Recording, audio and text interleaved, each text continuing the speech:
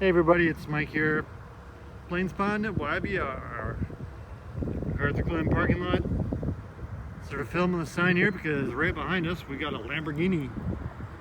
This one looks to be kind of a gunmetal slate gray convertible. Pretty sweet. I personally never seen one of those before. Big car guy, but pretty awesome. It's a Huracan convertible. But we got another plane coming in here, of course. What do we got? Looks like an Air Canada.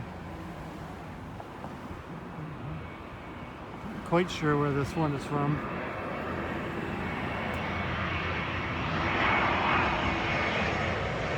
American Airlines.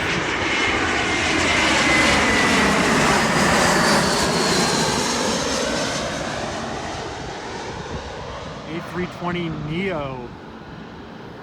The big wing tips on the Airbus A320, so it's definitely a Neo. The new engine option is what it stands for.